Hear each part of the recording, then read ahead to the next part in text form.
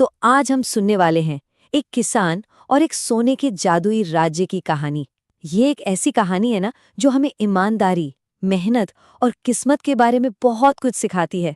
तो चलिए इस सफर पर चलते हैं। कहानी की शुरुआत होती है एक किसान रामधन की इस एक चीख से। सोचिए, उसकी सारी की सारी उम्मीदें, उसकी पूरी मेहनत, बस एक रात की बारिश में बह जाने का खतरा। बस यहीं से उसका असली इम्तिहान शुरू होता है। तो बात है धर्मपुर गांव की। यहीं रहता था रामधन अपने परिवार के साथ। इस बार उसने सेठ से कर्ज लेकर खेती की थी और फसल इतनी अच्छी हुई थी कि उसे लगा चलो अब शायद बच्चों को भूखा नहीं सोना पड़ेगा। मतलब घर में ना एक उम्मीद की रोशनी जली थी। लेकिन कहते हैं ना, किस्मत को कुछ और ही मंजूर था। शुरुआत तो हुई एक उम्मीद भरी फसल से, पर फिर अचानक एक ऐसी भयानक आंधी और बारिश आई कि सब कुछ तबाह हो गया। पूरी की पूरी फसल पानी में डूब गई। उसकी सारी मेहनत, सारी उम्मीदें मानो पानी में बह गईं। और सबसे बुरा तो तब हुआ जब वो कर्ज नहीं चुका पाया और साहूकार ने उसकी पुश्तैनी जमीन भी उससे छीन ली। रामधन ने साहूकार सेठ हरिराम के आगे हाथ जोड़े गिड़गिड़ाया, बस थोड़ी सी मोहलत मांगी। लेकिन उस सेठ का दिल वो तो पत्थर का था। उसने साफ साफ कह दिया, तुम्हें अब कोई मोहलत नहीं मिलेगी रामधन, वो जमीन मेरी है। बस एक झटके में रामधन और उसका पूरा परिवार सड़क पर आ गया। अब क्या था, अपना गांव, अपनी जमीन, सब कुछ पीछे छूट गया। रामधन अपने परिवार को लेकर बस जंगल की ओर चल पड़ा। कोई मंजिल नहीं थी सामने, बस एक जिम्मेदारी थी, अपने बच्चों का पेट पालना। जंगल में किस्मत से उन्हें एक साधु की पुरानी टूटी फूटी सी कुटिया मिल गई सिर छिपाने के लिए। अब रामधन का रोज का यही काम था, जंगल जाना, लकड़ियां काटना, उन्हें बाजार में बेचना। और जो भी थोड़े बहुत पैसे मिलते ना, उनसे बस आलू, प्याज और आटा आ पाता था। पूरा परिवार बिना कोई शिकायत किए सूखी रोटियां खाकर दिन काट रहा था। सोचिए, इतनी गरीबी, इतनी मुश्किलें, इसके बावजूद उनका हौसला नहीं टूटा था। वो एक दूसरे से यही कहते थे, हमारे पास कुछ भी नहीं है, लेकिन हम एक साथ हैं। और यही सबसे बड़ी बात है, यही उनकी असली ताकत थी। और फिर कहानी में आता है एक नया मोड़। एक दिन रामधन ने सोचा कि चलो आज थोड़ी ज्यादा लकड़ियां काट लेता हूं। और इसी कोशिश में वो जंगल में इतना अंदर चला गया कि रास्ता ही भटक गया। और यहीं इसी जंगल में उसके चरित्र की असली परीक्षा होने वाली थी। ऊपर से बारिश भी शुरू हो गई। रामधन थक चुका था, हार चुका था, बस हिम्मत टूटने ही वाली थी कि तभी उसे दूर एक हल्की सी रोशनी नजर आई। अब वो हैरान, इस घने जंगल के बीच में ये रहस्यमयी रोशनी आ कहां से रही है। तो वो उसी रोशनी का पीछा करते करते एक गुफा तक पहुंचा और अंदर जो उसने देखा, उस पर यकीन करना मुश्किल था। अरे, एक पूरा का पूरा गांव था, और ऐसा गांव जो सोने की तरह चमक रहा था। रामधन को लगा ये तो कोई सपना लग रहा है।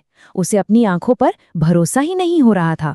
वहां के सिपाहियों ने उसे पकड़ लिया और सीधा ले गए एक बूढ़े राजा के सामने। राजा ने उससे पूछा, कौन हो तुम और यहाँ कैसे पहुंचे? तो रामधन ने बिना कुछ छिपाए अपनी पूरी दुख भरी कहानी सच सच बता दी। उसने कुछ मांगा नहीं, कोई मदद नहीं मांगी, बस अपनी सच्चाई बयान कर दी। अब देखिए, राजा रामधन की इस ईमानदारी से बहुत खुश हुए। उन्होंने उसे इनाम देने का फैसला किया। लेकिन यही इनाम आगे चलकर एक और इंसान के लालच की परीक्षा लेने वाला था। और वो इंसान था सेठ हरिराम। राजा ने रामधन को सोने के सिक्कों से भरी एक छोटी सी संदूकची दी और कहा, ये तुम्हारी मेहनत का इनाम है। साथ ही राजा ने एक बहुत जरूरी बात बताई। उन्होंने कहा कि ये जादुई गांव सिर्फ उन्हीं लोगों को दिखता है जिनका दिल साफ हो, सच्चा हो और निस्वार्थ हो। और फिर जब रामधन ने इन्हीं सिक्कों से सेठ का कर्ज चुकाया, तो दोनों की चरित्र का फर्क एकदम साफ हो गया। देखिए, एक तरफ था रामधन जिसका मकसद बस अपने परिवार का पेट पालना था, और दूसरी तरफ था सेठ जिसका मकसद था सिर्फ लालच और शक। एक ने ईमानदारी से काम किया और दूसरे ने सिर्फ धोखा देने की कोशिश की। सेठ हरिराम के दिमाग में कीड़ा दौड़ने लगा। ये रामधन अचानक इतना अमीर कैसे हो गया? उसने ठान लिया कि वो इस राज का पता लगाकर रहेगा। और एक दिन वो चुपके से रामधन के पीछे पीछे जंगल में घुस गया। उसके मन में बस एक ही बात थी, अब मैं भी आऊंगा और जितना सोना मिलेगा सब मेरा होगा। और यहाँ लालच का अंजाम देखिए।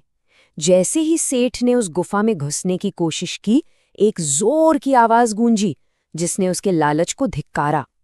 और फिर सिपाही आए और उसे पकड़ कर ले गए। उसके बाद सेठ हरिराम को किसी ने दोबारा नहीं देखा। तो सेठ का किस्सा तो खत्म हुआ। रामधन ने अपनी मेहनत से लकड़ी का एक छोटा मोटा कारोबार शुरू कर लिया। गांव में उसकी बड़ी इज्जत हो गई। लेकिन कहानी अभी खत्म नहीं हुई थी। उसकी किस्मत में अभी एक और बड़ा मोड़ आना बाकी था। याद है वो सोने के राज्य का बूढ़ा राजा जिसका कोई वारिस नहीं था? वो इतने दिनों से चुपचाप रामधन पर नजर रखे हुए था। उसने रामधन की ईमानदारी देखी थी, उसकी मेहनत देखी थी और उसकी विनम्रता। ये वही गुण थे जो एक सच्चे शासक में होने चाहिए। तो रामधन का सफर देखिए। वो एक आम इंसान था जो बस अपने परिवार के लिए लड़ रहा था। फिर जब मौका आया तो उसने अपनी ईमानदारी साबित की।